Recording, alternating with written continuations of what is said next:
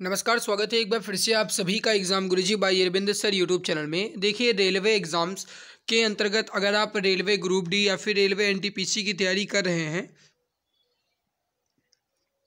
तो ये वीडियो आपके लिए काफ़ी ज़्यादा यूज़फुल है मेरे प्यारे भाई। इसमें मैं रीजनिंग के कुछ इंपॉर्टेंट क्वेश्चंस आपके लिए लेकर आया हूँ जो एग्ज़ाम में पूछे जा सकते हैं या फिर एग्ज़ाम में पूछे जाने की पूरी संभावनाएं हैं।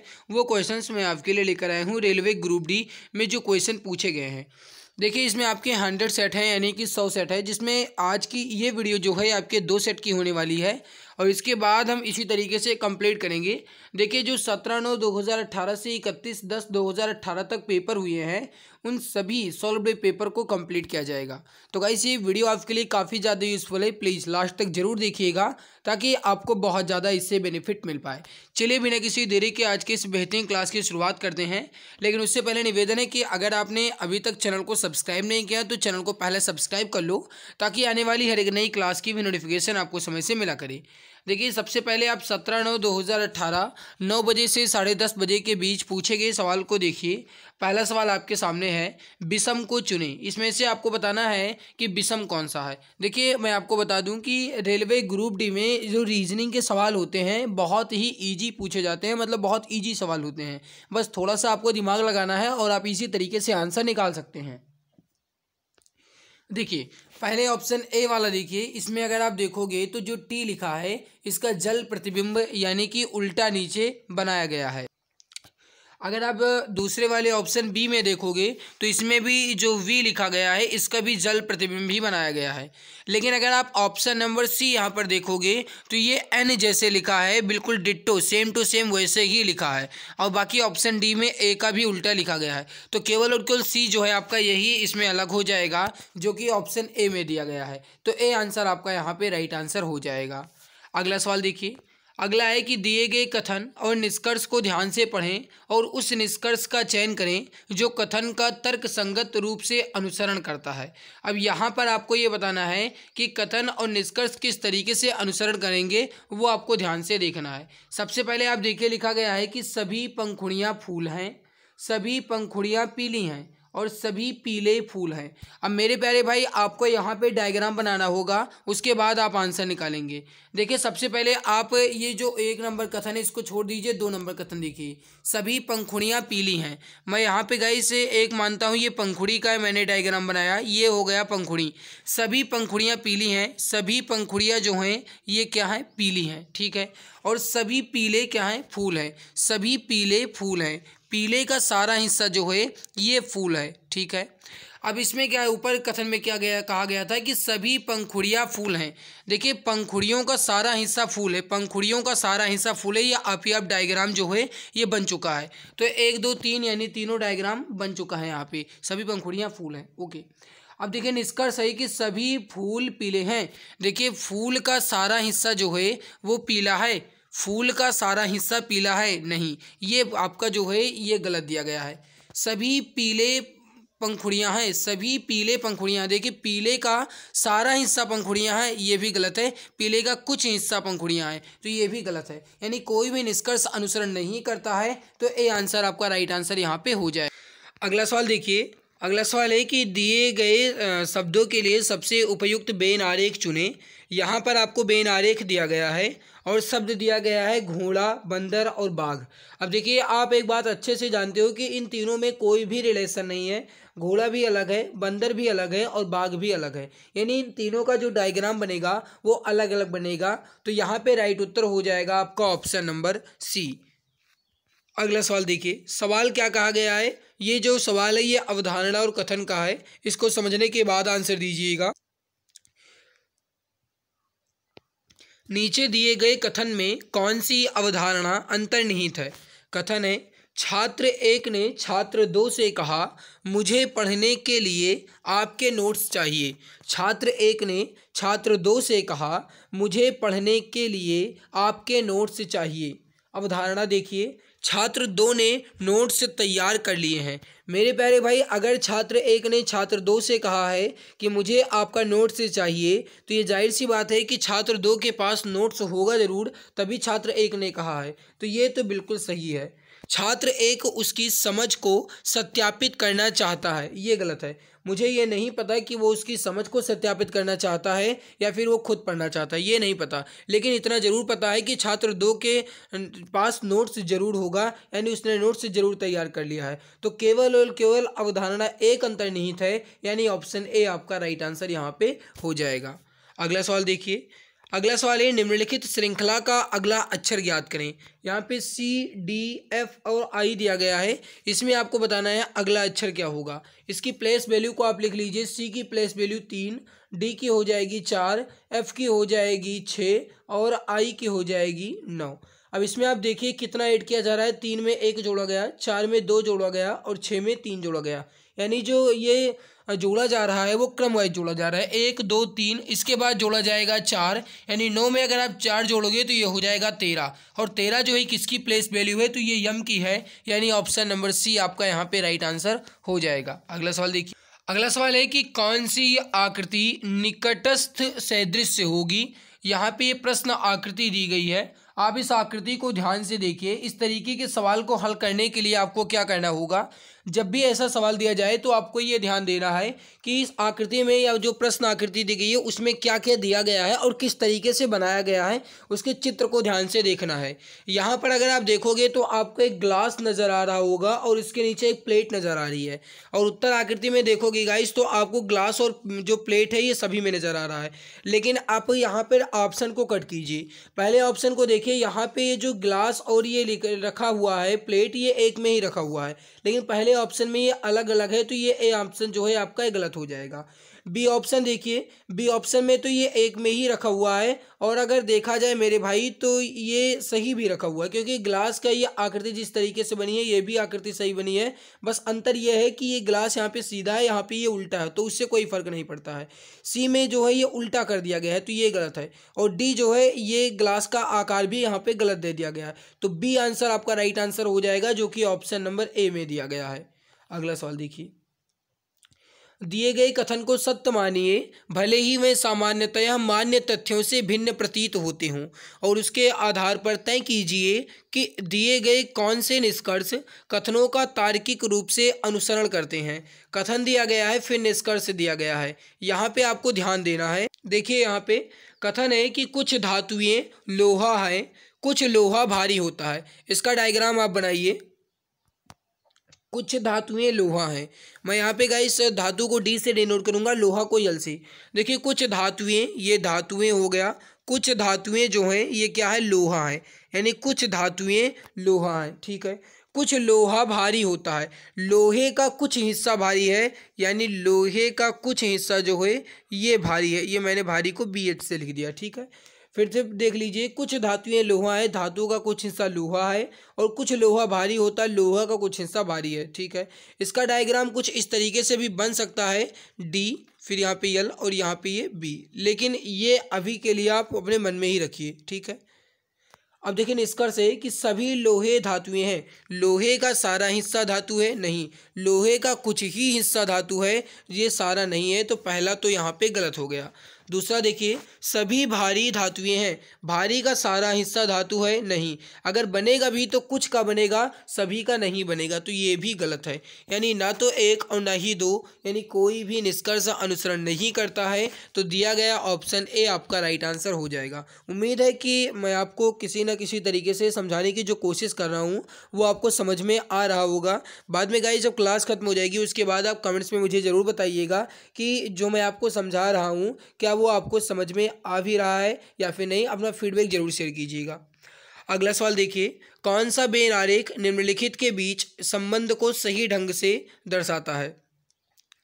अब यहाँ पर आपको ये देखना है कि संबंध किस तरीके से होगा। ए में व्हेल है, बी में जहाज है और सी में महासागर है।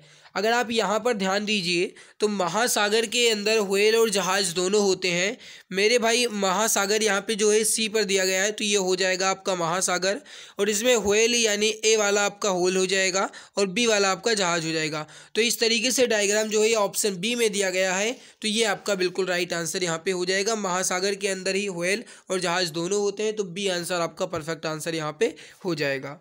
अगला सवाल देखिए, उत्तर आकृति का कौन सा चित्र प्रश्न आकृति में दी गई दोनों आकृतियों के मेल से बना है। यहाँ पर आप देखिए ये प्रश्न आकृति दी गई है और नीचे दिया गया है उत्तर आकृति। प्रश्न आकृति और उत्तर आकृति को ध्यान से देखना है और बताना है कि प्रश्न आकृति को मिलाकर के कौन सी उत्तर आकृति बनाई जा सकती है। ध्यान से देखिए, पहले देखिए प्रश्न आकृति में ये कुछ इस तरीके से एरो बना हुआ है, ये कुछ इस तरीके से बना हुआ है।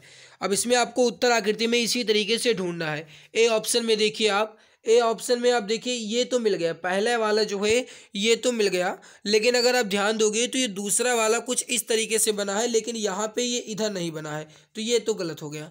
बी में अगर आप देखें यहाँ पर ध्यान से, तो बी में देखिए ये इस तरीके से बना हुआ है और यहाँ पर आप देखोगे तो ये इस तरीके से बना हुआ है, ठीक है, और ये वाला कुछ इस तरीके से बना हुआ है। तो फिलहाल बी में तो अभी कुछ नज़र आ रहा है। सी में देखिए, सी में ये वाली आकृति यहाँ पर नहीं नज़र आ रही है और डी में तो कहीं भी नहीं, दूर दूर तक नहीं। तो बी आंसर आपका यहाँ पे राइट आंसर बन जाएगा।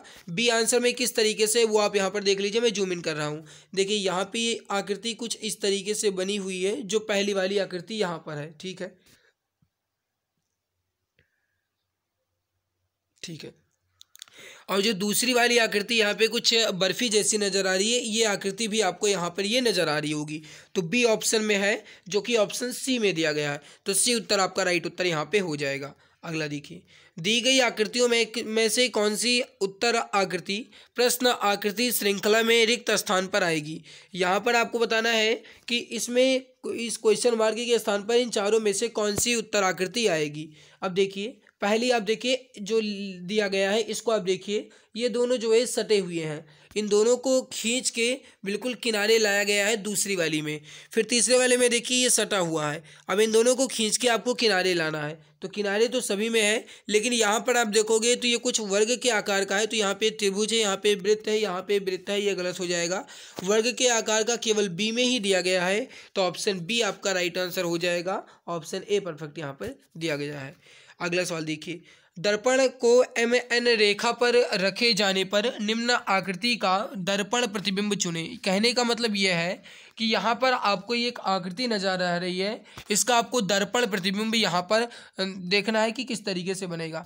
देखिए, जब भी आप रीजनिंग के सवाल को लगा रहे हो या रीजनिंग के सवालों को हल कर रहे हो, तो आपको एक बात ध्यान से नोट करना है कि आपको ऑप्शन कट करना है, यानी ये देखना है कि इसमें से कौन सा ऑप्शन मेरा सटीक हो सकता है, वही आपका राइट उत्तर होगा। अब देखिए यहाँ पे आपको ये बनाना है, किस तरीके से आप बनाएंगे वो यहाँ पर आप देखिए, आप जानते हैं कि जो दर्पण प्रतिबिंब है, इसमें लेफ्ट का राइट, राइट का लेफ्ट हो जाता है, लेकिन जो ऊपर का नीचे है वो बना रहता है। इस तरीके से आप ध्यान से देखिएगा। देखिए यहाँ पे जो ये बना हुआ है, ये जो ये भरा हुआ है, ये आगे की साइड में आएगा, तो ये तो और ये तो गलत हो गया।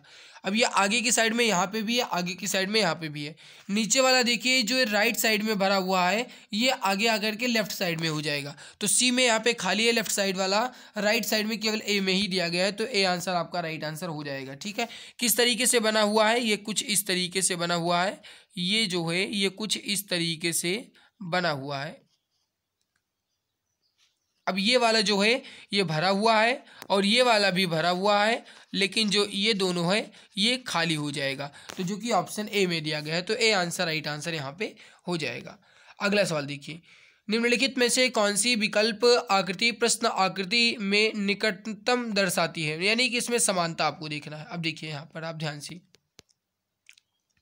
ये अगर आप इसको आप फोल्ड करोगे या फिर इसको आप अगर बंद करोगे तो ये कुछ किताब जैसा नजर आएगा और बीच में लैंप जैसा नज़र आ रहा है। ठीक है, इसमें आप देखिए क्या आपको ये ऑप्शन में लैंप जैसा नज़र आ रहा है, कहीं भी ये बीच वाला है, लेकिन ये किताब जैसा फोल्ड नहीं बना हुआ है, ये गलत है। बी ऑप्शन में आप देखिए, बी ऑप्शन में देखिए अगर आप बी ऑप्शन में, तो यहाँ पे किताब जैसा ये नज़र आ रहा है और ये लैंप जैसा भी मेरे को सेम टू सेम नज़र आ रहा है, तो बी आंसर ही आपका परफेक्ट आंसर यहाँ पे हो जाएगा। ऑप्शन डी में बी लिखा गया है, तो डी उत्तर परफेक्ट होगा। अगला सवाल देखिए, अगला सवाल है कि नीचे दिए गए कथन और निष्कर्षों को ध्यान से पढ़ें और यह चुनें कि कौन सा निष्कर्ष तर्कसंगत रूप से कथन का अनुसरण करते हैं। यहाँ पर आपको कथन दिया गया है, फिर उसके बाद निष्कर्ष दिया गया है, डायग्राम बना करके आपको इसका उत्तर चुनना है। कथन देखिए, सभी कारें जीप हैं, सभी जीप 4 पहिया हैं। अब इसका आपको यहाँ पे डायग्राम बनाना है। किस तरीके से बनाएंगे आप वो ध्यान से देखिए। देखिए इसका डायग्राम बनाने के लिए मैंने दूसरा ब्रश लिया है। सभी कारें जीप हैं। मैं यहाँ पे पहले एक कार वाला डायग्राम बनाता हूँ। ये हो जाएगा आपका कार, ये हो जाएगा कार। सभी कारें जीप हैं। कार का सारा हिस्सा जो है वो क्या है, जीप है। ये हो जाए, एक मिनट छोटा मैं बनाता हूँ तब बनेगा। ये देखिए ये हो जाएगा कार, सभी कारें जीप हैं। ये हो जाएगा जीप, सभी कारें जीप हैं। फिर कह रहा है कि सभी जीप चार पहिया है। जीप का जितना भी हिस्सा है ये क्या है, चार पहिया है। तो यहाँ पे मैं एफ और डब्ल्यू से यानी 4 व्हीकल्स, ये मैंने इसको डिनोट कर दिया चार पहिया से। ठीक है, ये डायग्राम बन गया है। निष्कर्ष है कि सभी चार पहिया कारें हैं। चार पहिए का सारा हिस्सा कार है, गलत। कार का सारा हिस्सा चार पहिया है लेकिन चार पहिए का सारा हिस्सा कार नहीं है, तो ये पहला तो गलत हो गया। दूसरा देखिए, कुछ चार पहिया जीप है। देखिए चार पहिए का कुछ हिस्सा जो है जीप में आता है, चार पहिए का कुछ हिस्सा जो है जीप में आता है, तो ये बिल्कुल सही है। तो सेकंड ऑप्शन यहाँ पे बिल्कुल सही है। ऑप्शन नंबर सेकंड वाला बिल्कुल राइट उत्तर होगा। अगला देखिए, नीचे दिए गए कथन और निष्कर्ष को ध्यान से पढ़िए और उसके बाद इसका सटीक उत्तर चुनिए। कथन देखिए, कोई गाय बिल्ली नहीं है। दूसरा कथन है, सभी बिल्लियों की मूछें हैं। फिर निष्कर्ष आपको देखना है और उत्तर देना है। पहला देखिए, कोई गाय बिल्ली नहीं है। गाय को मैं जी से लिख रहा हूँ, ये गाय हो गया, और बिल्ली को मैं बी से लिख रहा हूँ, ये बिल्ली हो गया। तो कोई भी गाय बिल्ली नहीं है, मतलब दोनों का डायग्राम अलग अलग बनेगा।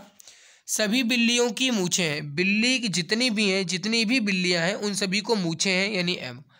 फिर से देखिए, कोई गाय बिल्ली नहीं है, गाय अलग और बिल्ली अलग। सभी बिल्लियों की मूछें हैं, बिल्ली जितनी है उन सभी को मूछें हैं। ठीक है, डायग्राम बन गया। निष्कर्ष से देखिए, कुछ गायें बिल्लियां हैं। गाय का कुछ हिस्सा बिल्ली है, नहीं, दूर दूर तक नहीं है, क्योंकि इन दोनों में कोई भी रिलेशन नहीं है, इन दोनों के बीच कट का निशान है। तो यहाँ पे अगर देखा जाए तो जो यहाँ पे पहला है ये गलत है। दूसरा देखिए, कुछ गायों की मूछें हैं, नहीं, कुछ बिल्लियों की मूछें हैं लेकिन कुछ गायों की मूछें नहीं हैं, तो ये भी गलत। यानी ना तो एक और ना ही दो, यानी कोई भी निष्कर्ष यहाँ पे अनुसरण नहीं करता है। तो राइट उत्तर यहाँ पे क्या हो जाएगा आपका, कोई भी निष्कर्ष अनुसरण नहीं करता है, बी उत्तर राइट होगा। अगला सवाल देखिए, निम्नलिखित श्रृंखला का अगला पद ज्ञात करें। यहाँ पे आपको बताना है, लिखा गया है 5i, फिर लिखा गया है 7j, फिर लिखा गया है 11l, फिर लिखा गया है 17o। अब आपको बताना है इसके बाद क्या आएगा। अब अगर आप यहाँ पर ध्यान दीजिए तो 5, 7, 11 और 17, इसमें जोड़ा कितना कितना गया है वो आप देख लीजिए। 5 में 2 जोड़ा गया 7, 7 में 4 जोड़ा गया 11, 11 में 6 जोड़ा गया 17। तो 2 के बाद 4 और 4 के बाद 6, 2 4 6। अब आप कितना जोड़ेंगे यहाँ पर 8, 17 में आप 8 जोड़ेंगे, ये हो जाएगा 25। तो ये तो पता चल गया कि जो संख्या आएगी वो 25 आएगी। तो सी और बी तो पहले ही कट गया। अब आप अक्षर देख लीजिए, IJLO है। आई और जे के बीच अंतर कितने का है, 1 का, यानी आई की प्लेस वैल्यू 9 है, जे की प्लेस वैल्यू 10 है। 10 और 12 यानी एल की वैल्यू जो है 12 है, तो 10 और इनके बीच कितना अंतर हो गया, 2 का। अब एल की प्लेस वैल्यू कितनी है, 12 है, ओ की प्लेस वैल्यू कितनी है, 15 है। तो 12 में कितना जोड़ोगे, 15, यानी 3 यहाँ पे हो जाएगा। तो ये जो बन रहा है ये 1 2 3 का रिलेशन बन रहा है। अब इसमें आप कितना जोड़ोगे, 1 जोड़ा, फिर 2 जोड़ा, फिर 3 जोड़ा, अब आप जोड़ोगे 4, यानी 15 में अगर आप 4 जोड़ोगे तो यहाँ पर आ जाएगा 19। 19 जो है ये यस की प्लेस वैल्यू है, तो यहाँ पे हो जाएगा 25s। यानी राइट उत्तर जो हो जाएगा ये डी उत्तर आपका हो जाएगा 25s। Option number D correct answer हो जाएगा। आई होप समझ में आ गया होगा। देखिए फिर से समझ लीजिए, इसमें अगर आप यहाँ पे संख्या को देखोगे तो 5 में 2 जोड़ा गया 7, 7 में 4 11, 11 में 6 17, 17 में आप 8 जोड़ोगे हो जाएगा 25। ठीक है, इसके बाद आई के बाद जे, जे के बाद एल, एल के बाद ओ, ओ के बाद आप इसमें 4 जोड़ोगे, ये हो जाएगा 19। 19 जो है यस की प्लेस वैल्यू है, तो डी उत्तर आपका राइट उत्तर यहाँ पे हो जाएगा। अगला सवाल देखिए, यदि दक्षिण दक्षिण पश्चिम बन जाए तो उत्तर क्या होगा। अब देखिए समझने की कोशिश कीजिएगा। आपको यहाँ पर बनाना है एक डायग्राम इस तरीके से। ये होता है आपका उत्तर, ये होता है आपका दक्षिण, ये होता है पूरब और ये होता है आपका पश्चिम।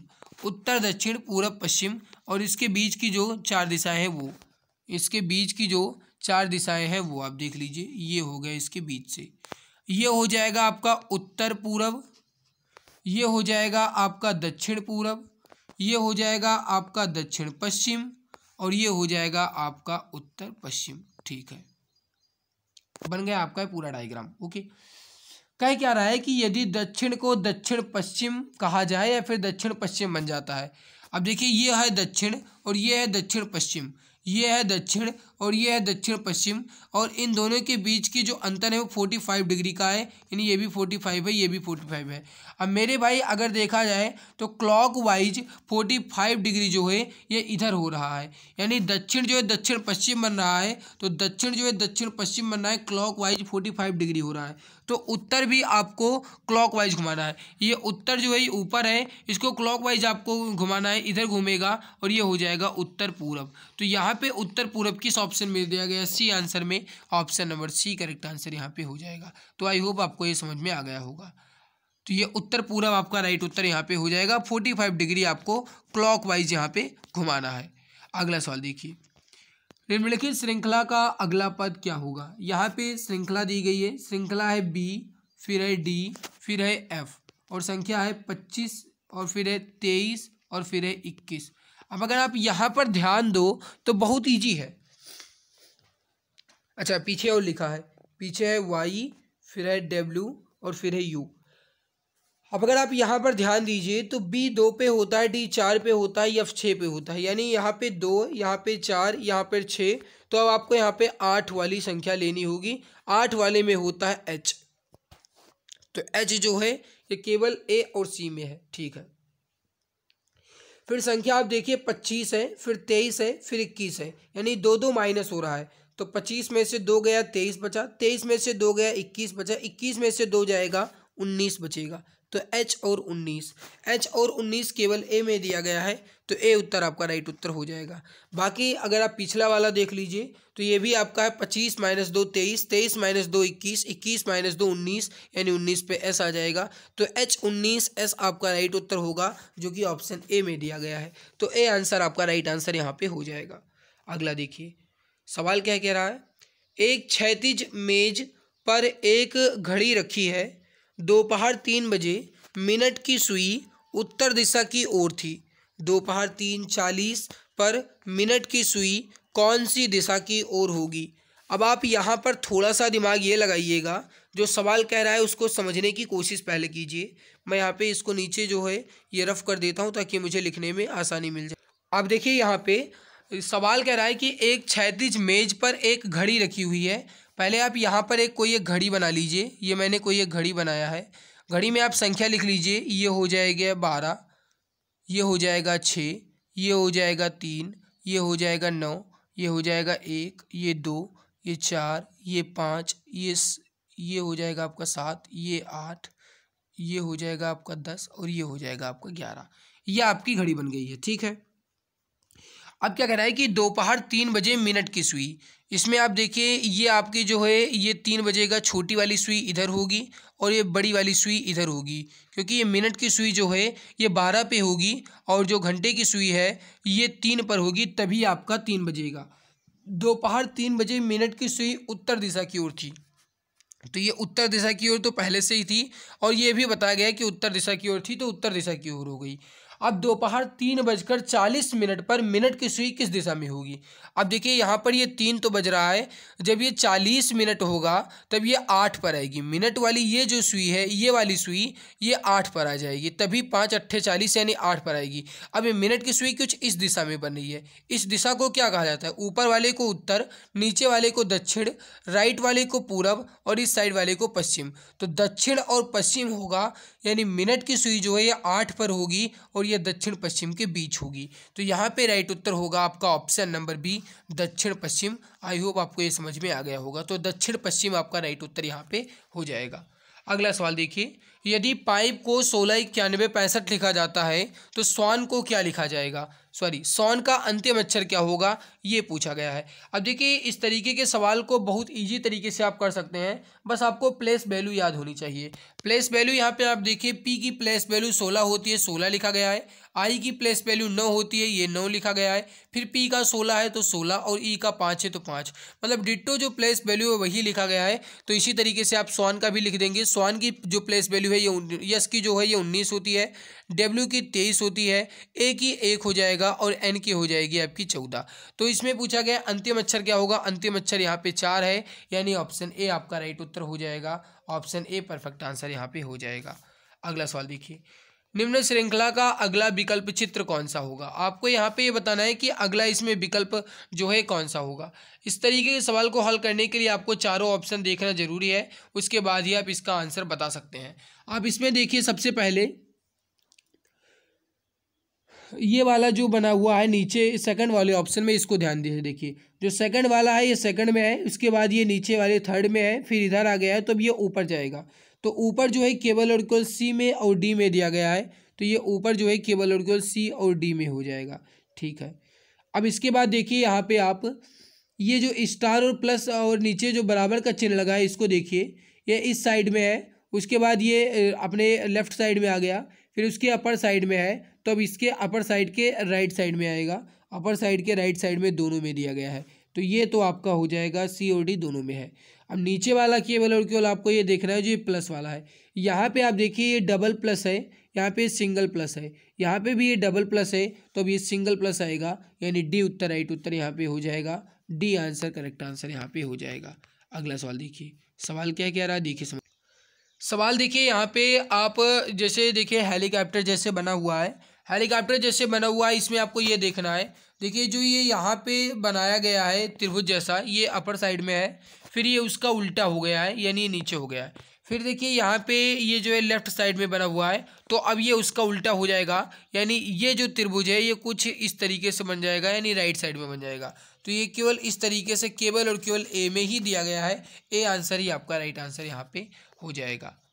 ओके, अगला सवाल देखिए, नीचे दिए गए चित्र में कितने त्रिभुज हैं, आपको ये बताना है इसमें से त्रिभुज कितने हैं। तो वीडियो को पॉज करिए और हर एक त्रिभुज को काउंट कीजिए। पहले आप इसको देखिए, इस वाले में कितने त्रिभुज हैं, उसके बाद आप देखिए। सबसे पहले आप नीचे वाला काउंट कीजिए, यहाँ पे 1, ये 2, 1 और 2 ये पूरा हो जाएगा आपका 3, यानी ये वाला आपका हो जाएगा 3 त्रिभुज।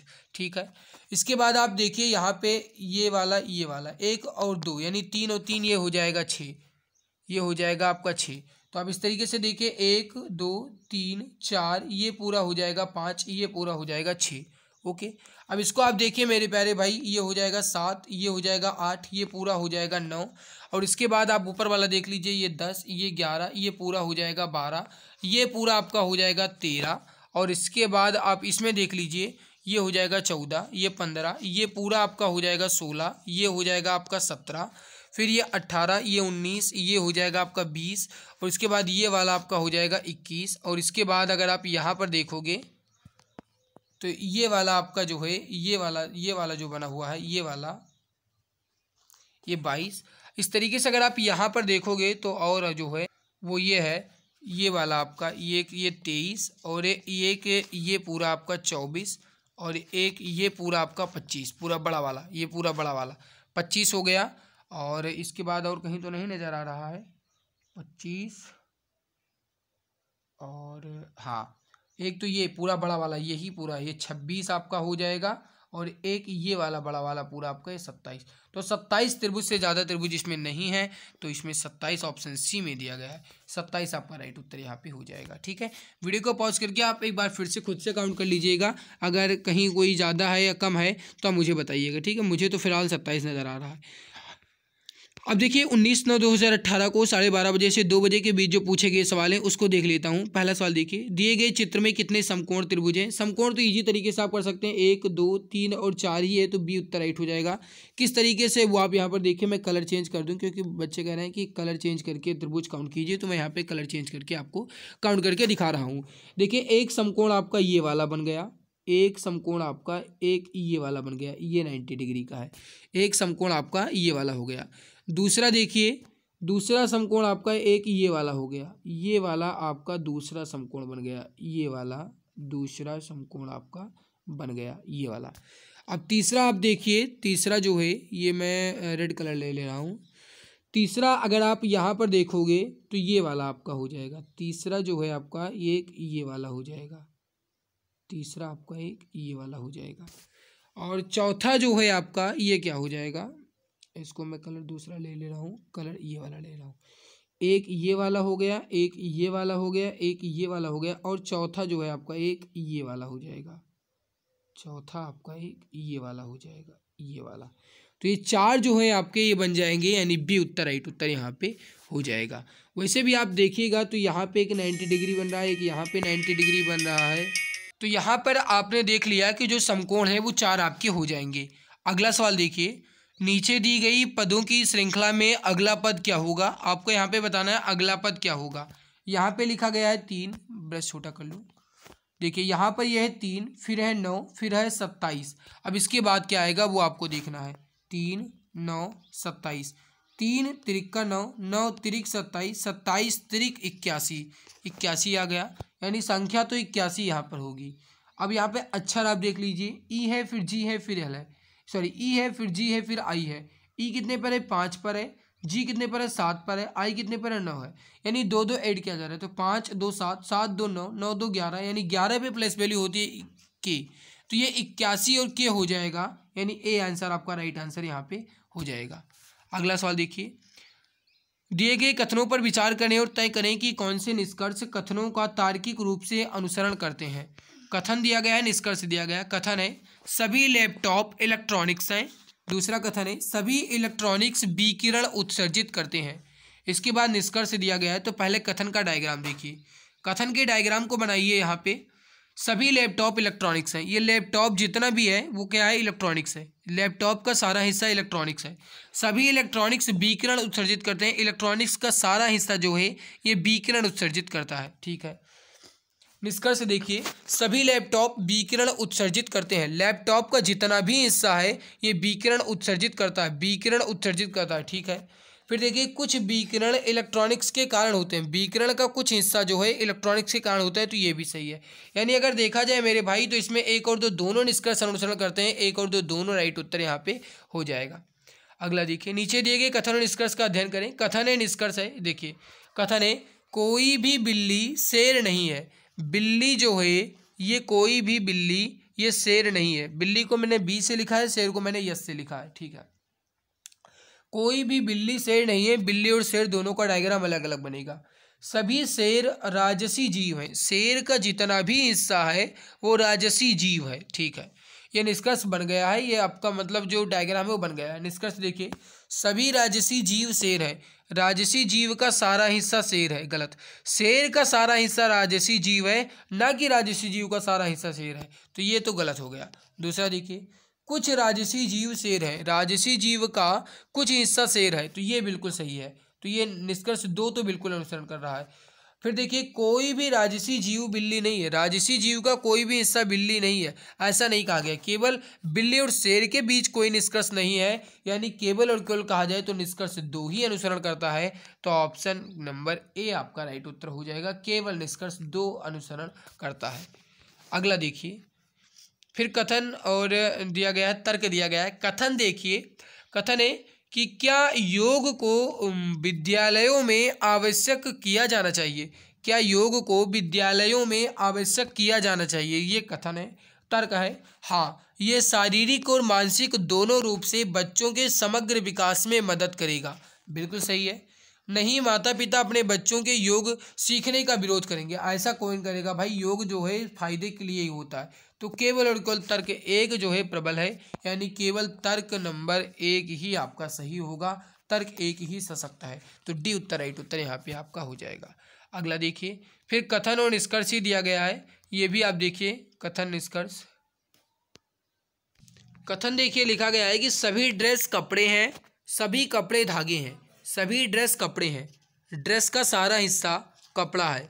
सभी ड्रेस कपड़े हैं और सभी कपड़े धागे हैं। कपड़े का जितना भी हिस्सा है धागा है, धागा को मैंने DH लिख दिया है। सभी ड्रेस कपड़े हैं, सभी कपड़े धागे हैं, ठीक है। निष्कर्ष है कि सभी ड्रेस धागे हैं। ड्रेस का जितना भी हिस्सा है वो धागा है। सभी ड्रेस धागे हैं, ठीक है। सभी धागे कपड़े हैं, धागे का जितना भी हिस्सा है वो कपड़ा नहीं। केवल और केवल निष्कर्ष 1 का अनुसरण करता है, तो डी उत्तर राइट उत्तर यहाँ पे हो जाएगा आपका। अगला देखिए, कथन है फिर निष्कर्ष है। कथन देखिए, नैना सुनीता को देखती है और उसकी सुंदरता की प्रशंसा करती है।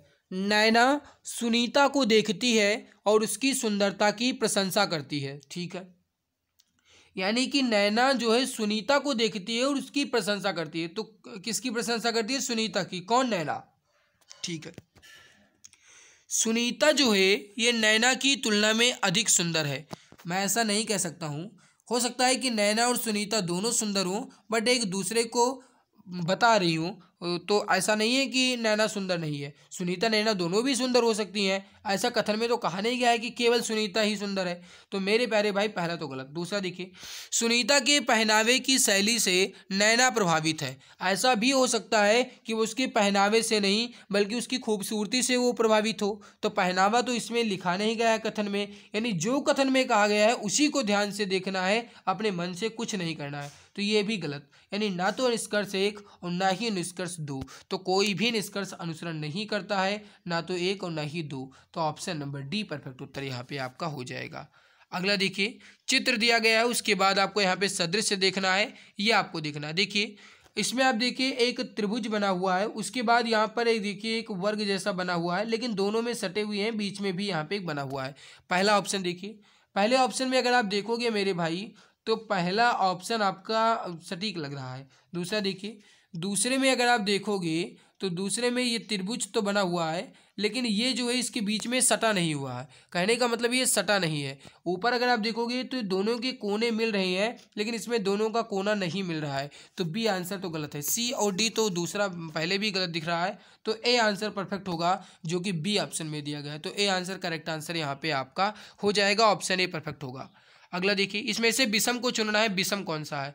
विषम बहुत इजी तरीके से देख सकते हैं कि 2 खाली है, 1 भरा है। इसमें तीनों खाली है, इसमें 2 खाली है, 1 भरा है, इसमें भी 2 खाली है, 1 भरा है। तो जिसमें तीनों खाली है यही आपका अलग हो जाएगा। तो ऑप्शन बी करेक्ट आंसर यहाँ पे हो जाएगा। जो भी ऑप्शन बी बता रहे हैं बिल्कुल सही उत्तर हो जाएगा। देखिए अगला सवाल जो है वो है कि दिए गए कथन पर विचार करते हुए तय कीजिए कि निम्नलिखित में से कौन सी धारणाएं कथन में अंतर्निहित हैं। कथन दिया गया है, धारणा दी गई है, इसको समझिएगा। कथन है कि वाई ने जड़ से कहा मोबाइल फ़ोन व्यसनकारी होते हैं। व्यसनकारी का मतलब ये है कि हानिकारक, यानी वाई ने जड़ से कहा कि मोबाइल फ़ोन व्यसनकारी होते हैं। अब देखिए ये कथन है, धारणा क्या कह रही है कि मोबाइल फ़ोन के बहुत से आकर्षक खेल और फीचर होते हैं। देखिए ऐसा तो इसमें कहा नहीं गया है, यानी कथन के अनुरूप ये धारणा गलत है।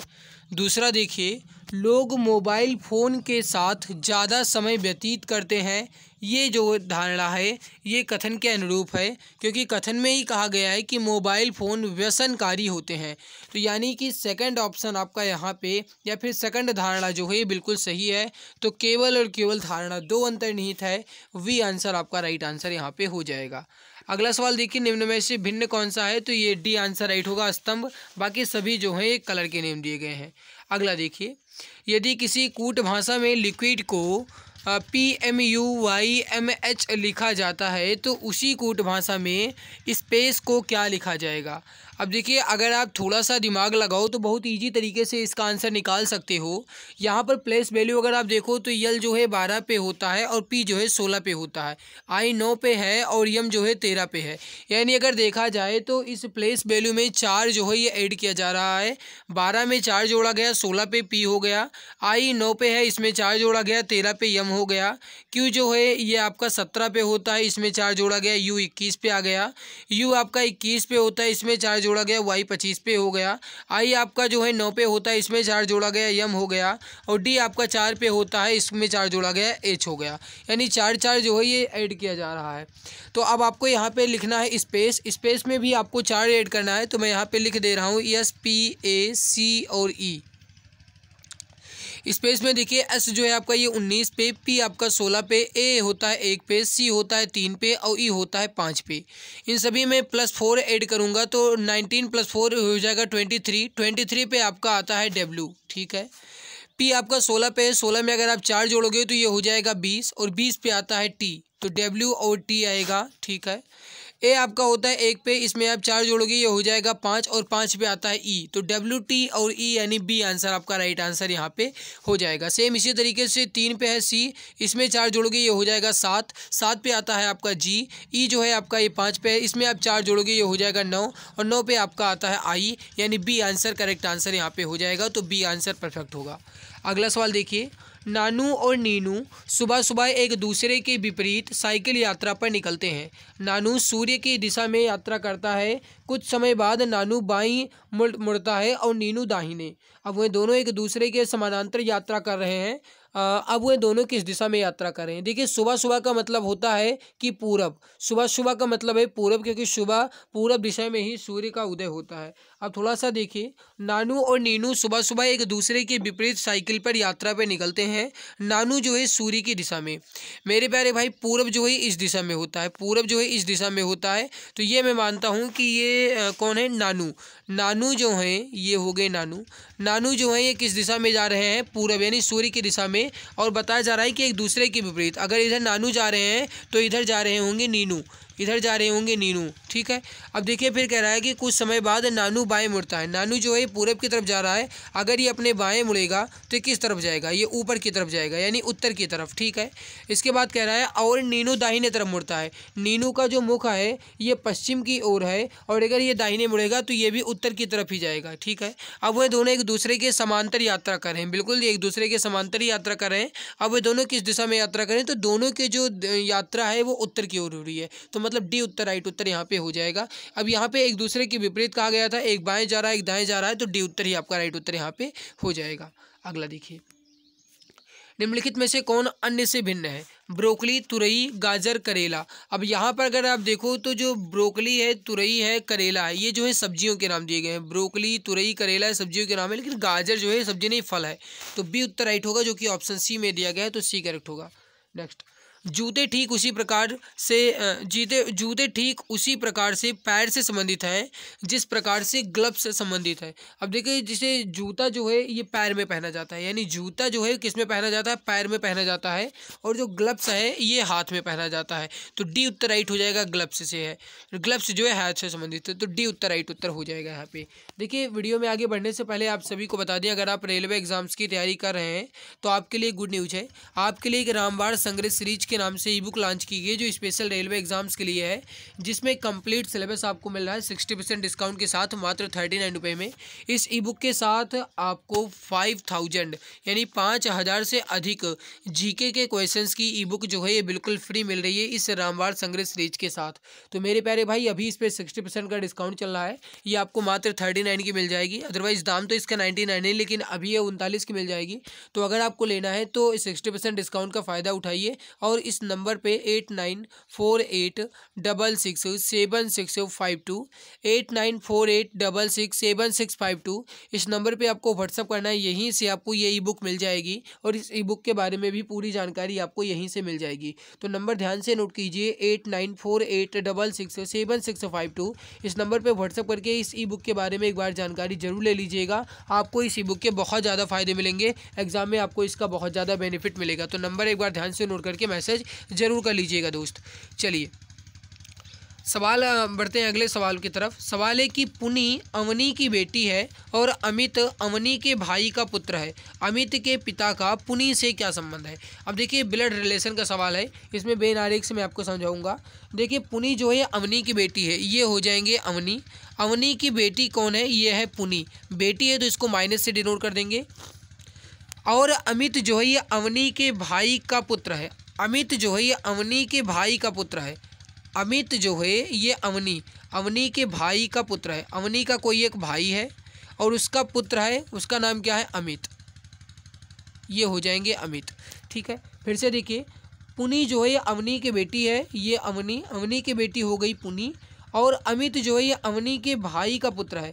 अवनी का भाई ये अवनी है, अवनी का कोई भाई है, भाई का पुत्र है, उसका नाम है अमित, ठीक है। अमित के पिता का पुनी से क्या संबंध है? अमित के जो पिता हैं वो अवनी के भाई हैं और अवनी जो है ये पुनी की माँ है।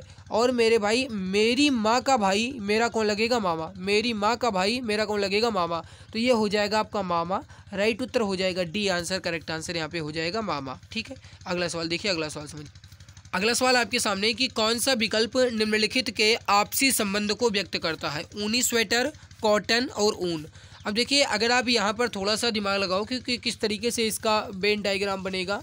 डायग्राम जो इसका इस तरीके से बनेगा कि ऊन के अंदर आ जाएगा, यानी सी के अंदर आ जाएगा ए, यानी ऊन के अंदर आ जाएगा ऊनी स्वेटर, और जो कॉटन है ये आपका अलग हो जाएगा। कॉटन का मतलब होता है सूती, तो ये अलग हो जाएगा। तो सी के अंदर ए और बी अलग हो जाएगा, यानी ऑप्शन सी यहाँ पे जो है ये बिल्कुल परफेक्ट उत्तर हो जाएगा। तो जो भी ऑप्शन सी बता रहे हैं बिल्कुल राइट आंसर यहाँ पे हो जाएगा।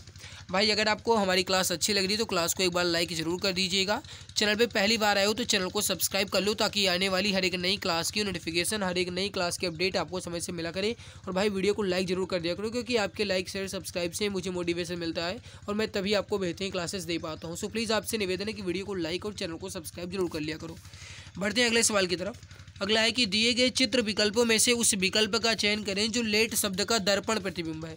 दर्पण का मतलब ये होता है मेरे भाई कि दर्पण प्रतिबिंब का मतलब होता है कि एक दूसरे के विपरीत हो जाए।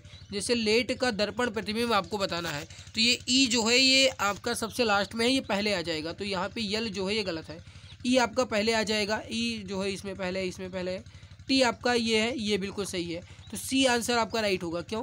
क्योंकि डी इसलिए नहीं होगा क्योंकि जो टी है यहाँ पे ये जल प्रतिबिंब बन गया है, जबकि मेरे से दर्पण प्रतिबिंब पूछा गया था। तो सी उत्तर परफेक्ट होगा, जो कि ऑप्शन बी में दिया गया है। ऑप्शन बी करेक्ट आंसर यहाँ पे हो जाएगा।